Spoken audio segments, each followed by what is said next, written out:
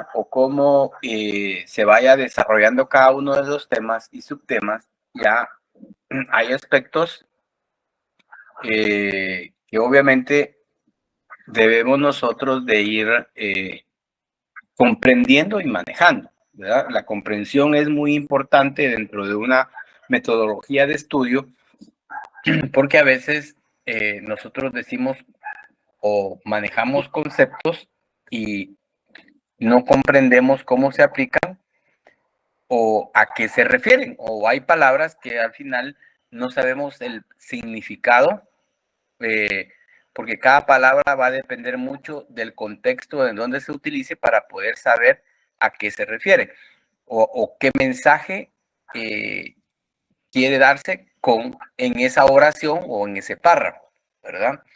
Entonces, me están preguntando el tema del examen. El examen lo voy a hacer por Classroom, ahí donde hicimos la comprobación de lectura. Ahí mismo se los voy a trasladar. Va a ser un examen de 30 preguntas que en 10, 15 minutos los van a responder. ¿Sí?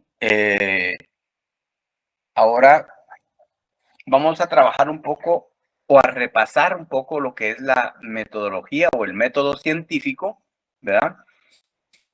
Para ir repasando y que ustedes vayan refrescando, ¿verdad? Parte de lo que han escuchado en clase,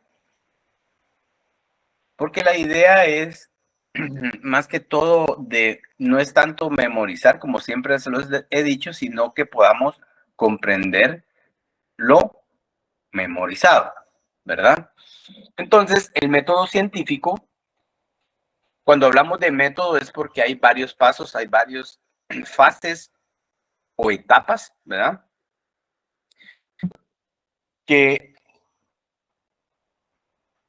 al final les voy a decir el tema. Todavía tenemos, recuerden que todavía tenemos, creo, una clase el miércoles, antes del examen, creo yo, ¿o no? ¿Bien? ¿O no? Ya no, ¿verdad? Bien, todavía falta, es el 22, creo yo, ¿no? Ya me confundí. Sí, el 22 es, licenciado. 22, ¿verdad? 22 es, ajá. Sí, porque el 24 es el de filosofía. Sí, entonces es el jueves, sí, jueves de la otra semana. Martes 22. Martes 22. Perdón. Sí, todavía tenemos toda la otra semana. Todavía tenemos la otra semana. Sí. Ajá. Ok. Entonces, todavía tenemos clases el miércoles y el viernes de la otra semana. ¿Sí? Todavía hay tiempo. Mientras tanto, ¿verdad? Continuamos. Les decía yo que, por ejemplo, ese conjunto de fases o etapas, ¿verdad? Enlazadas entre sí o concatenadas, que van hacia un objetivo claro, ¿sí? Ese es un método. Por ejemplo, cuando hablamos de la metodología de la carrera de abogacía, por ejemplo, lo que ustedes están estudiando, hay una metodología y hay un conjunto de etapas que ustedes tienen que ir agotando para obtener un resultado, para que podamos comprender esa parte, ¿sí? Entonces, cuando hablamos de eso, ¿verdad? Yo les decía desde el inicio de clase, ¿verdad? Que ese conjunto, ¿verdad? Tiene que ir a un fin determinado, ¿verdad? Hacia un objetivo. Claro, esa metodología o esas fases o esas etapas deben de estar encaminadas siempre a obtener un resultado, que en este caso va a tener a comprobar la veracidad de aquel conocimiento, ¿verdad? O aquella hipótesis planteada, ¿sí?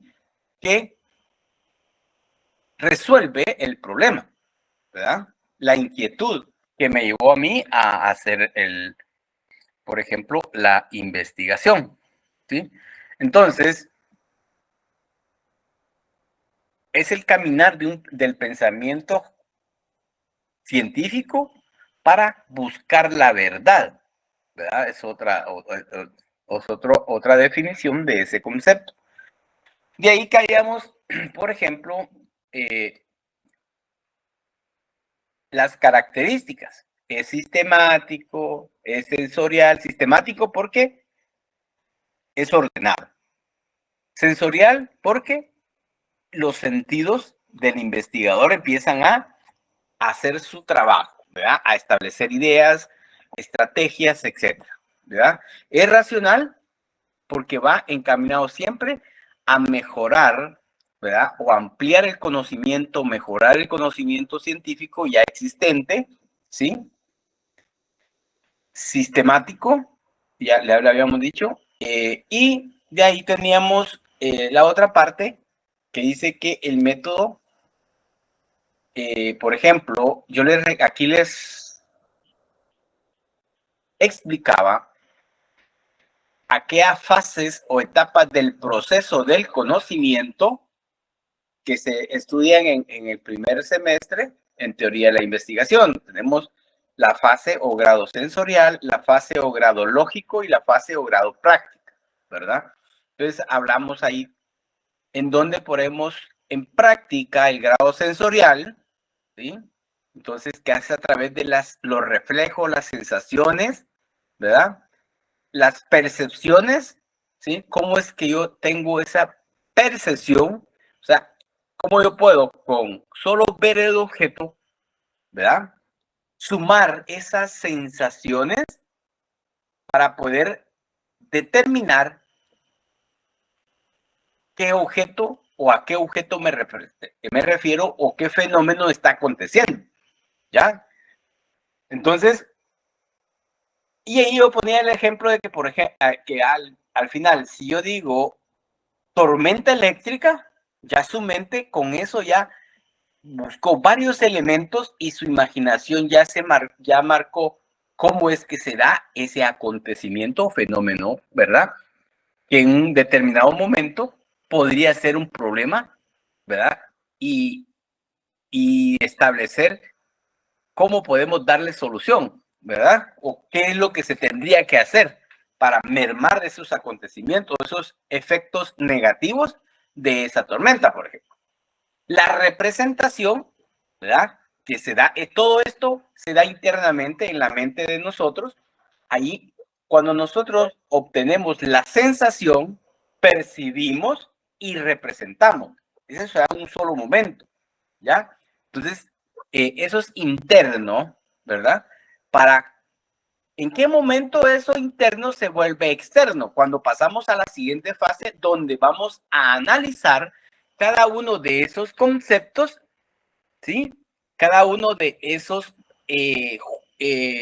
derivado de esos conceptos, vamos a obtener juicios, ¿verdad? Y para obtener un juicio yo necesito analizar, que es descomponer, ¿verdad?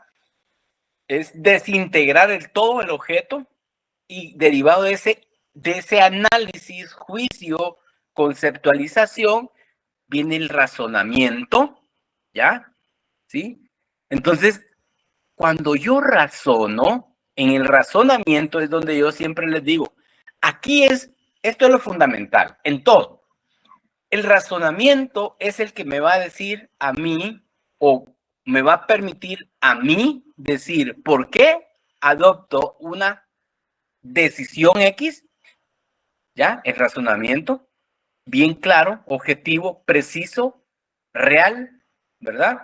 Sí, me va a permitir a mí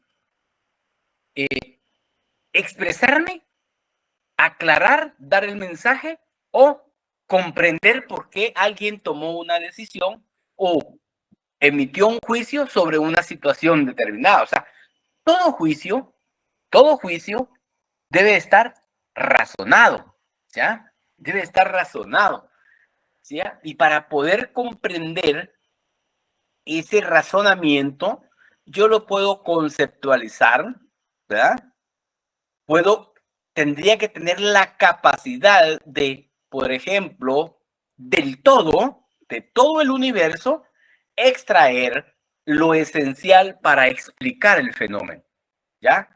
Y en ese proceso de abstracción me va a permitir a mí definir aquel mundo, aquel objeto, aquel fenómeno, de modo que cuando se transcriba sea comprensible, ¿verdad? Entonces, todo eso en grado lógico, por eso yo siempre digo, este grado lógico es el grado del pensar de la persona, es el grado que le permite a todos a poder comprender mejor la realidad en la que vivimos, ¿ya?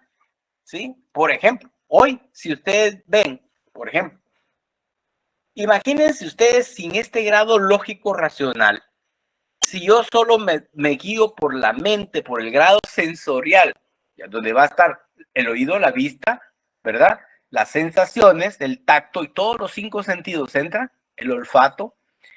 Si yo me baso solo en el primer grado, en la primera fase, puede ser que me pueda atormentar, ¿ya? Si no, por ejemplo, ustedes tienen la aplicación TikTok, por ejemplo, ¿ya? Ustedes ven esa aplicación y esa aplicación, en serio, si uno no hace esa segunda parte, es capaz que uno pasa afligido todo el día, ¿verdad? Sí, porque solo hay personas que tienen tiempo, bueno, se dedican a eso para que uno los vea, ¿verdad? Y ponen cosas que llamen la atención y que yo me quedo un ratito viendo a ver qué es. Y a veces pasan cosas sin sentido, sin razón, ¿verdad? Sin justificación, sin ningún juicio, sin ningún proceso, nada, ¿ya? Entonces, esta parte intermedia es la de nosotros, es la de nosotros como seres pensantes, es la que nos sirve para poder ser mejores, ¿verdad? Mejores profesionales, mejores personas, mejores padres, mejores hijos, etcétera, ¿ya? Y pasamos a lo que es la fase práctica, que obviamente la fase práctica es donde yo, aquel conocimiento ya debidamente percibido a través de mis sentidos, razonado por el grado lógico o racional, ya lo pongo en práctica, ¿ya? Bueno, entonces, de ahí venimos hablando, por ejemplo, las deducciones, inducciones, los juicios, que es todos esos conceptos que debemos manejar, qué es una deducción o qué es un método deductivo, ¿verdad? Entonces, cuando yo hablo de un método deductivo, es el que siempre me va a permitir adquirir un conocimiento, ¿verdad? Adquirir un conocimiento, ¿sí? A partir del uno que ya existe, ¿verdad? Uno que ya tengo, ¿verdad? Y que va a partir de ahí hacia lo general. Eso me va a permitir a mí, ya teniendo ese conocimiento, me va a permitir a mí hacer lo demás, hacer la comparación, ¿verdad? Me va a permitir a mí la diferenciación que existe o la diferencia que existe entre el conocimiento A y el conocimiento B, y en esa disyuntiva, esa comparación, va a venir el pensar, el razonamiento, ¿ya? Por eso es que, por ejemplo, cuesta mucho elaborar un documento de investigación, porque lo que cuesta es tener la capacidad de sacar, analizar definiciones, conceptos, conceptualizaciones de aquel fenómeno objeto, procesarlo y explicarlo, ¿sí? Ese proceso, si nosotros lo lográramos hacer desde ahorita, cuando ustedes estén 5 años después, les va a ser fácil hacer un documento, ¿verdad? ¿Por qué? Porque van a saber muy bien que ese documento, primero, va a ser un párrafo que va a tener un mensaje, ¿verdad? ¿Sí? Que no debo perder de vista lo que me enseñaron en la primaria, por ejemplo, sujeto, verbo, predicado. Siempre hay que dar un mensaje, ¿ya? Y por otro lado tenemos la inducción, ¿verdad? Que es una manera de razonar y que va a la inversa, ¿verdad? Entonces, con la inducción, ¿sí? Puede a partir de un aspecto general del fenómeno a lo particular, ¿verdad? De lo general a lo singular. Bueno, el juicio, que es el pensamiento en el cual se establece una relación entre dos o más conceptos. O sea, Claro, ¿qué es un juicio? Tengo dos conceptos, busco sus semejanzas y digo, Jorge y Luis se parecen en tal cosa. Ahí estoy haciendo un juicio, ¿ya? Ahora, explicar, entonces ya es diferente. Razonar es diferente, ¿verdad? Porque ahí ya va inmerso, es una operación más lógica, más completa, en donde no solo va a partir de un aspecto que hace diferencia a Jorge y Luis, sino van a haber varios aspectos. Y esos varios aspectos me va a dar a mí esos argumentos para explicar, ¿sí? Si es cierto o no y por qué de la vinculación o la relación. Es que son hermanos, por ejemplo. ¿Ya? ¿Por qué son hermanos? Porque yo vi en la partida de nacimiento, ¿verdad? Entonces, ya viene que va inmerso varios aspectos dentro de ese pensamiento. Entonces ya estoy razonando porque estoy haciendo esa comparación de diversos juicios, ¿verdad? Que le van a dar validez, ¿verdad? A aquello que yo estoy afirmando. ¿Sí? Bueno, la inferencia es un tipo de razonamiento que se denomina así cuando se realiza rigurosamente y el juicio derivado desprende con necesidad lógica de los juicios anteriores, ¿verdad? Es el que permite extraer de los conocimientos ya establecidos otros que se encuentren implícitos en las mismas premisas o es posible de acuerdo a ellas. O sea, cuando hablamos de la premisa, hablamos de dentro del sistema jurídico hay una premisa mayor, menor y conclusión. Ese es el silogismo jurídico, ¿verdad? Ese silogismo jurídico debe estar vinculado, ¿verdad? Parto yo de una premisa de algún aspecto general o contextual, ¿sí? Cargo al caso concreto y con base a esas dos confrontaciones yo hago mi conclusión, ¿ya? Entonces, eso se lo van a ir explicando más adelante cuando ustedes estén ya, por ejemplo, en lógica jurídica, ¿verdad? La conclusión, que es el resultado que se obtiene de lo analizado o inferido por medio de juicios efectuados. Recuerden que en el trabajo se hacen conclusiones, ¿ya? Pero a la conclusión que vamos a llegar es no debemos de olvidarnos del planteamiento del problema para hacer una conclusión, porque debe estar vinculado directamente, ¿ya? Bueno,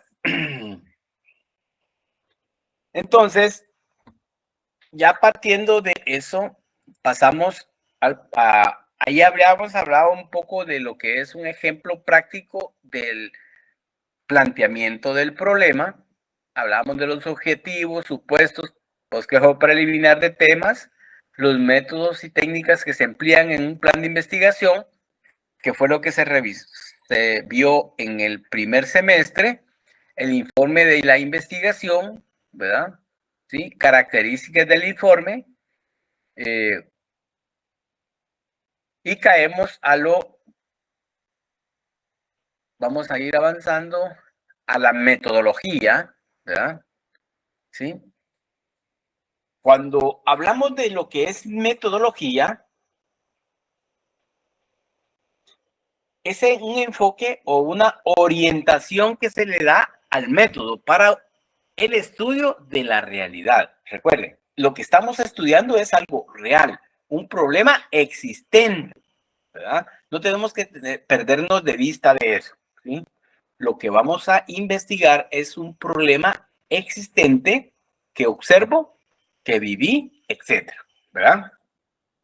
Entonces, toda metodología contiene una descripción y argumentación de las principales decisiones metodológicas adoptadas según el tema. O sea, va a depender mucho del tema que yo estoy investigando para saber qué metodología voy a utilizar, ¿ya? Entonces, ¿cómo saber la aplicación de determinado método en una investigación social? ¿Verdad? Entonces, ahí habíamos platicado que, por ejemplo, va a depender mucho de la percepción que el investigador tenga del mundo. O sea, y esa percepción tiene que ver mucho al conocimiento que yo como investigador tenga del problema investigado. Por ejemplo, si ustedes están ahorita en segundo semestre, pero por ejemplo, cuando ya estén avanzados en la carrera, ustedes tienen la oportunidad de trabajar, por ejemplo, en un bufete jurídico, en el OJ, en el MP, en la defensa pública penal, en cualquier institución del sector justicia, por ejemplo, ustedes van a ir adquiriendo un conocimiento, ¿sí? Que posiblemente, si hay, por ejemplo, actualmente hay personas que trabajan y están estudiando, posiblemente no comprendan algunos conceptos, pero empíricamente están adquiriendo un conocimiento. Ese conocimiento es limitado, sí, ¿ya? ¿Por qué? ¿Por qué es limitado? ¿Por qué? Porque puede leer una sentencia, puede realizar una notificación, pero en sí no sabe la consecuencia jurídica de la omisión o el hacer una notificación no acorde a lo que dice el código, ¿ya? ¿Sí? O sea, no lo puede ver. Posiblemente, si es que lo hacen mal, te van a llegar a régimen, por ejemplo. Pero nada más, llega ahí, ¿verdad? No tiene, es limitado, dice. Ese conocimiento empírico siempre va a estar limitado. Y es más, ¿puedo yo? Sí, usted puede leer el Código Procesal Civil, Código Procesal Penal, ley del organismo judicial, pero el conocimiento científico tiene una metodología que es el que nos lleva a comprender el todo, siempre, ¿verdad? Va a depender de la interpretación de la realidad material. O sea, si yo voy a usar para poder determinar qué metodología, va a depender mucho, primero, les decía yo, el conocimiento. Segundo, qué interpretación yo le voy a dar a aquel problema, ¿verdad? ¿Sí? Y mi visión, mi objetivo, mi finalidad, ¿ya? ¿Qué es lo que yo quiero? ¿Sí? Probar en mi investigación va a depender mucho de qué metodología voy a utilizar. ¿Qué propósito? Ahí estaba. El evidenciar la necesidad de formas grupales, comunales, todo.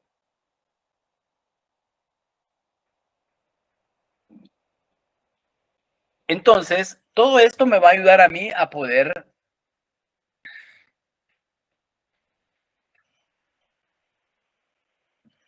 Bueno, vamos a ver. Me va a ayudar a mí a poder saber la metodología que debo de seguir, deba utilizar. Bueno, paradigmas aplicados a la investigación social, ¿verdad? Debemos diferenciar interpretaciones generales de la realidad que se utilizan en la investigación social. Tenemos de tener esa capacidad, ¿verdad? Cuando vamos a hacer una investigación, debemos de hacerlo de una manera objetiva al sujeto o al fenómeno que está ocurriendo. Tenemos que tener esa capacidad de poder aislar lo externo y enfocarnos en lo que estoy investigando. Puede ser que yo en mi investigación, ¿sí? En mi investigación, vaya a encontrar muchos aspectos que son indispensables, ¿verdad? Son para mí, también ese es un problema, también ese, y puedo sacar un glosario de posibles causas del problema, pero yo debo de tener claro, primero, hacia dónde va mi investigación, segundo, qué es lo que voy a tomar. Ya, por ejemplo, si yo estoy investigando una investigación y dentro del planteamiento del problema, yo digo, voy a ver este problema desde una perspectiva económica, ¿sí? Si durante el transcurso de mi investigación yo veo también que hay temas sociales que afectan, yo lo tengo que dejar, ya, aparte. ¿ya? Si quiero, puedo empezar una nueva investigación sobre eso, ¿verdad? Pero debo de dejarlo. O sea, esa capacidad, ¿por qué? Porque si no me puedo perder. Entonces nunca voy a salir de la investigación que quiero realizar, me puedo entusiasmar y puedo traer cosas que al final tengo que desecharlas o me van a decir que las deseche, por ejemplo, ¿verdad? Entonces hay que tener presente eso. Entonces, por ejemplo, de ahí tenemos el materialismo dialéctico, ¿verdad? Que eso va a ser es una corriente filosófica que se caracteriza por definir la materia como la base de la realidad, independientemente de si esta es concreta o abstracta, ¿sí? Entonces, puede ser concreta o, ¿verdad? ¿Sí? Siempre cuando vean ustedes un o, así como aquí dice concreta o abstracta, esa o es una disyuntiva que dice este o este, pero no puede ser ambos, ¿verdad? Entonces, para que lo tomen en cuenta, de esta forma elimina el factor que concede una superioridad de la materia frente a la conciencia, ¿ok? Bueno, entonces, de ahí pasamos al materialismo histórico, que trata de percibir aspectos y cambios en la historia. Esto va a ver aspectos que ocurrieron del problema que yo estoy investigando en otra época, ¿verdad? Pasada, ¿sí? Porque eso me va a servir mucho para poder hacer para obtener más elementos de juicio y poder explicar de una forma diferente, ¿verdad? Ese problema o llegar a una mejor solución o proponer una mejor solución al problema. Bueno, de ahí caímos a lo que es el ser social, que el ser social comprende la vida y existencia social. O sea, es el conjunto de relaciones sociales. Está conformada por el conjunto de relaciones sociales, sus respectivas instituciones de naturaleza social. Bueno, entonces, cuando hablamos de la conciencia social, tenemos lo que es una base económica y una superestructura. Entonces, esa base económica siempre está basada o tiene su sustento en las relaciones sociales de producción, asentadas en las fuerzas productivas con un determinado nivel de desarrollo. Y la superestructura va a estar integrada por las relaciones sociales no económicas. ¿Ya? Por ejemplo, la política, todo lo que es la moral, ¿sí? Entonces, esas relaciones morales, esas relaciones jurídicas, esas relaciones políticas, ¿verdad?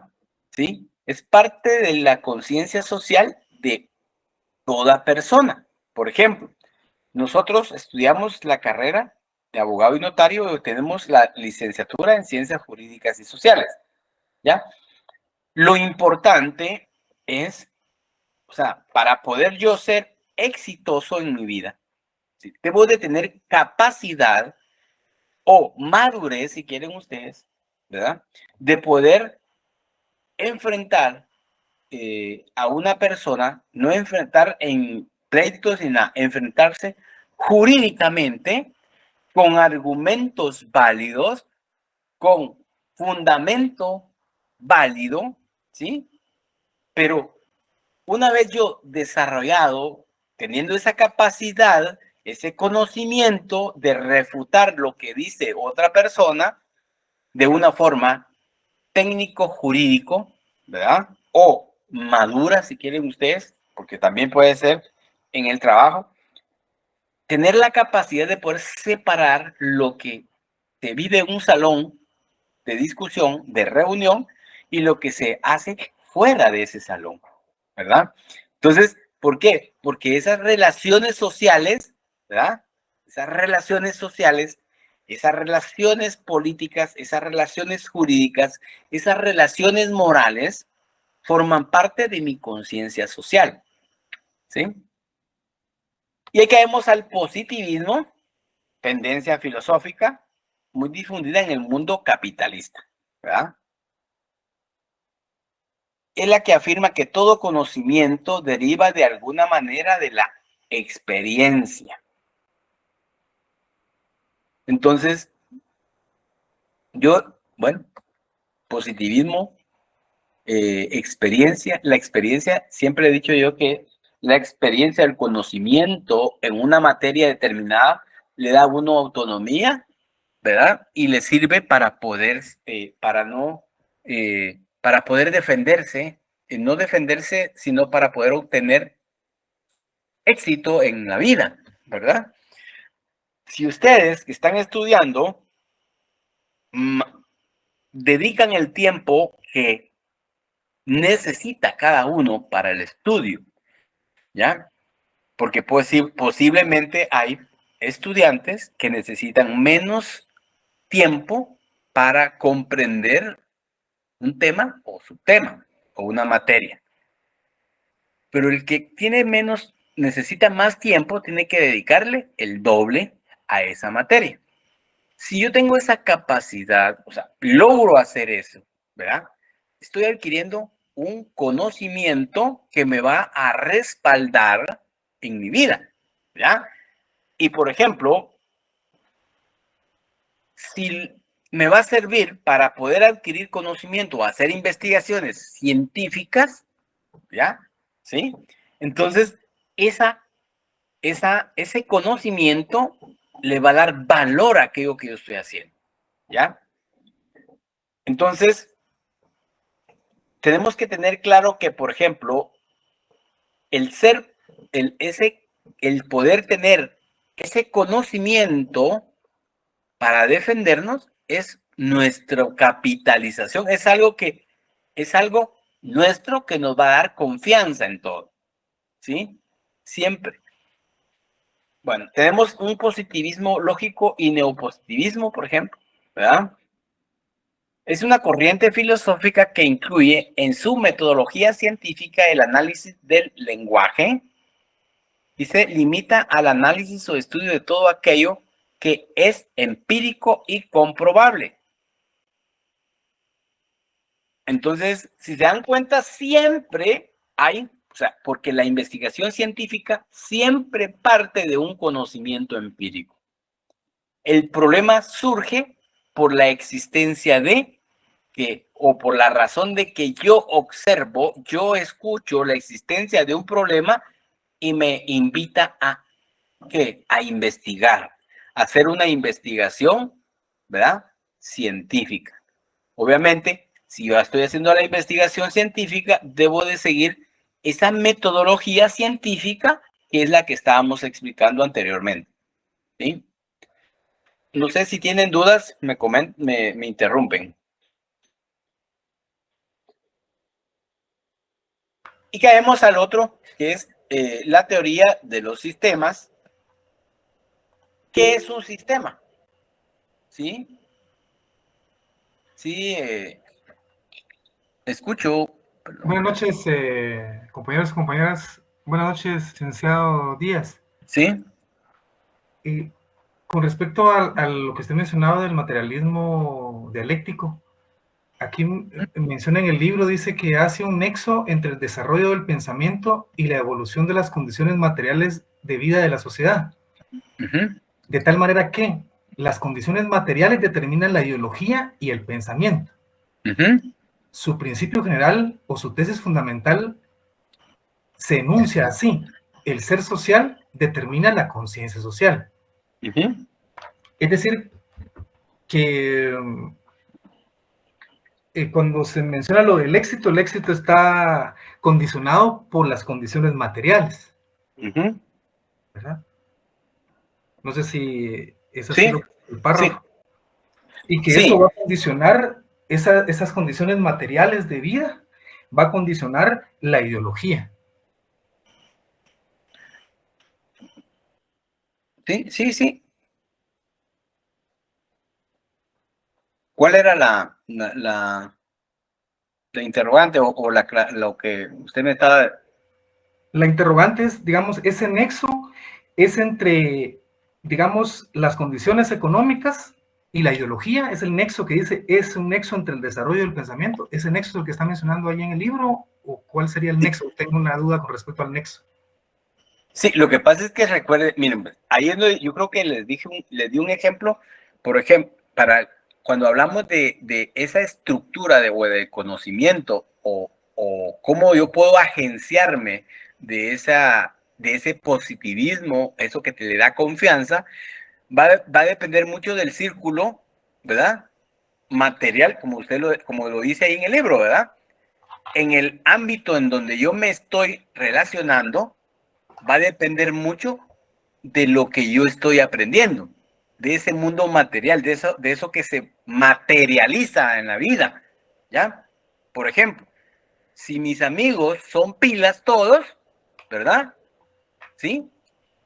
Si mis amigos son pilas todos, yo me estoy creando en un mundo donde vamos por ejemplo, no quiere decir que no, ¿verdad? Sí, va a depender de cada uno de nosotros, pero eso me va a permitir a mí, me va a exigir a mí, porque estoy dentro de un mundo material, ¿verdad? Material, que se manejan muchos conceptos y eso me va a permitir a mí agenciarme de más elementos, ¿verdad? Y me va a dar más confianza, ¿sí?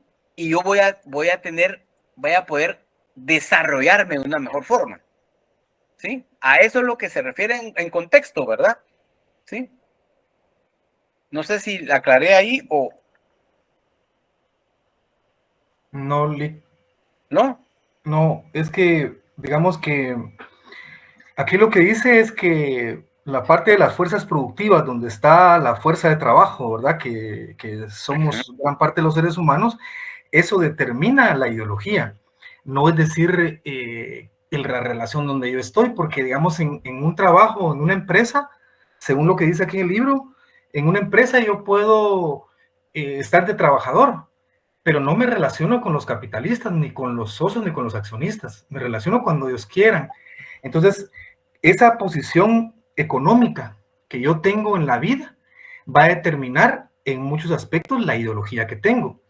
Pero en nuestro país, como hay mucha pobreza, mucha gente vive en sectores de pobreza, pero tiene una ideología que no corresponde a su ser social. Esa era mi duda, o sea, ese nexo que dice ahí, ¿verdad?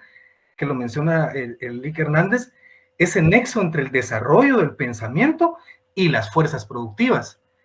Aquí en Guatemala como que se rompiera un poquito ese planteamiento marxista, ¿verdad? Repito, ¿por qué?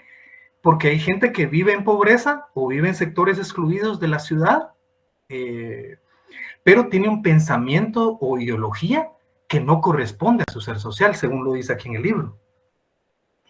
Sí, es que como... Mi duda, o sea, no necesariamente son las personas con que me relaciono. Es que va a depender mucho de dónde, no tanto de relacionar, sino no tanto de dónde, con quién se relaciona usted, sino en el sector o en dónde se maneja usted. Va a adquirir un conocimiento, ya sea positivista, ¿verdad? ¿Sí? Entonces, pero siempre hay una injerencia.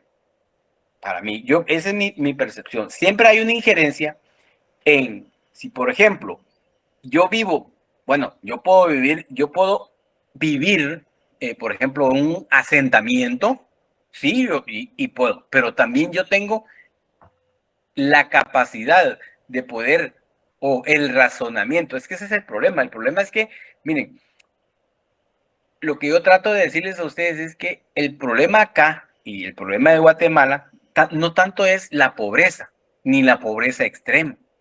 Tal vez yo digo, es pobreza de razonamiento, ¿ya? Ese es el problema, porque yo parto desde, ¿qué?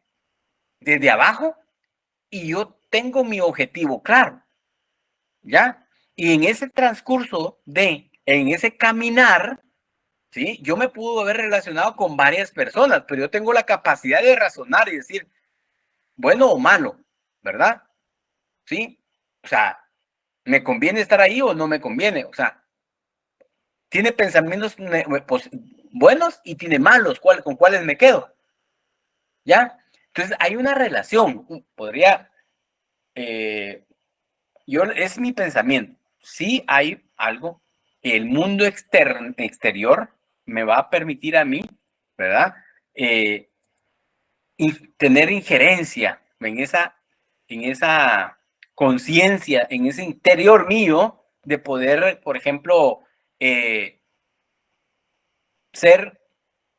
sea, tendría que tener una consecuencia en mi actuar, en mi conocimiento, en mi pensamiento, en mi ideología, en lo que sea, ¿ya? Pero va a depender mucho de cómo yo afronte o viva en esos sectores, porque muchas personas que viven en asentamientos logran obtener un gran éxito y salen de ahí, ¿verdad?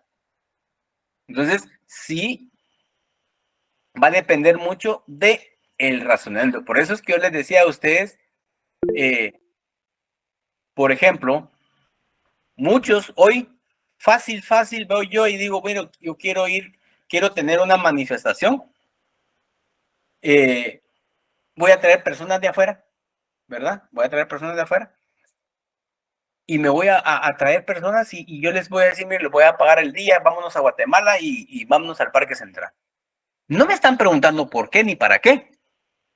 Entonces, por la necesidad, digo, sí, está bueno, así me pagan el día, me dan comida y voy a pasear, ¿verdad?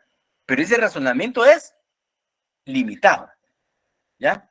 Entonces, la idea es que, por ejemplo, si el entorno me va a ayudar a obtener determinadas ideologías, pero yo para tomar una determinada ideología tengo que estar convencido, me tienen que convencer que es lo mejor, ¿verdad? ¿Sí? Entonces, bueno, vamos a avanzar, porque ya me están presionando por ahí en el chat. Bueno, entonces, creíamos a la teoría de los sistemas, después, teoría de los sistemas,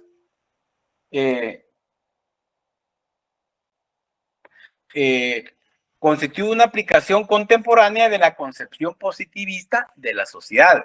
El concepto central de esta teoría es el de sistemas y se define como un conjunto de partes coordinadas y en interacciones para alcanzar varios objetivos. Por ejemplo, los elementos de la teoría del sistema está la corriente de entrada. Ahí dice, va. Uno de los elementos es que hay una corriente de entrada que está conformada por los insumos que se necesitan, ¿verdad? Tenemos los procesos de conversión, ¿verdad? Tenemos la corriente de salida, que equivale a la exportación que el medio hace del entorno donde se vive.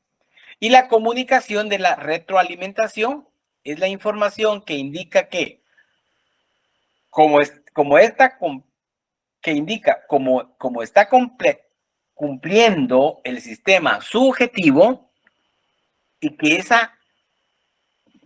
que está introducida nuevamente al sistema con el fin de llevar a cabo las correcciones necesarias para lograr el objetivo, ¿verdad? Entonces, ¿qué es lo que, por ejemplo, nos indica la teoría de los sistemas?